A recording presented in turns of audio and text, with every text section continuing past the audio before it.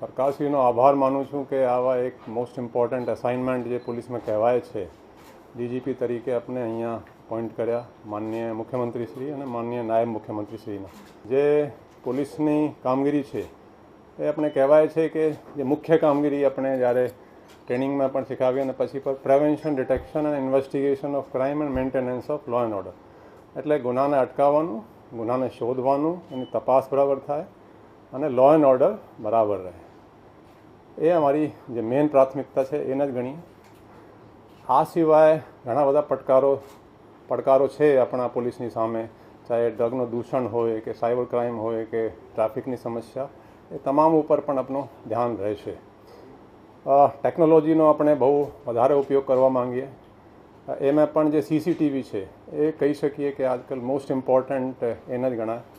આપણે અમદાવાદ શહેરમાં લગભગ 3 વર્ષ જેટલા, આપણે જુલાઈ 2023 એન્ડમાં જોઈન કર્યા હતા, તો લગભગ 3 વર્ષના સમયગાળા દરમિયાન લોક ભાગીદારીથી 24,000થી વધારે સીસીટીવીઓ લગાવ્યા હતા. અને અમદાવાદમાં સરકારશ્રી દ્વારા કોર્પોરેશનના અને બધા મિલાવીને લગભગ 4,000 સીસીટીવી છે. તો અને આજે લોક ભાગીદારીથી લગાડેલા 24,000થી વધારે સીસીટીવીને 3,000થી ઉપરની સીસીટીવીની ફીડ પોલીસ સ્ટેશન લેવલે પણ આપણે લઈએ અને કંટ્રોલ રૂમમાં પણ લઈએ. એટલે આ લોક ભાગીદારીથી જ થયા છે.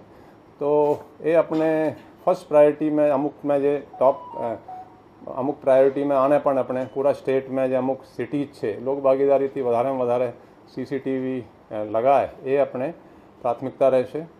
આનાથી તમારો જે પ્રિવેન્શન ઓફ ક્રાઇમ પણ થશે, ડિટેક્શન ઓફ ક્રાઇમ પણ થશે અને જે ઇન્વેસ્ટિગેશન છે એટલે આ તમામમાં આ બહુ કારગર ઉપયોગ થશે. આ સિવાય ગુનેગારોને કાયદાનો, પોલીસનો થોડું ડર રહે, એ પણ આપણે એ રીતેની પોલીસિંગ કરતા આવ્યા છીએ અને એ પણ આપણે કરતા રહીશું.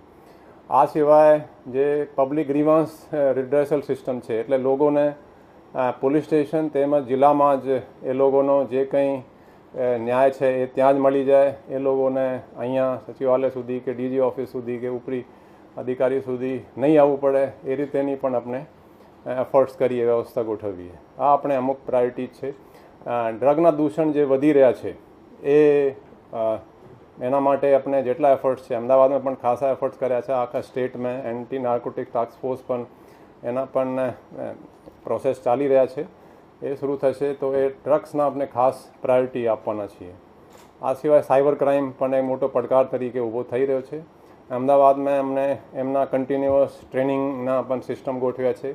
ત્યાં સાયબર ક્રાઇમમાં ડિટેક્શનના માટે બરાબર ડિટેક્શન થાય, વધારેમાં વધારે ગુનાઓ પણ નોંધાય, એ પણ આપણે પ્રાયોરિટી છે. તો આ અમુક પ્રાયોરિટી છે. આ સિવાય એડમિનિસ્ટ્રેશન પણ ઇમ્પ્રૂવ થાય.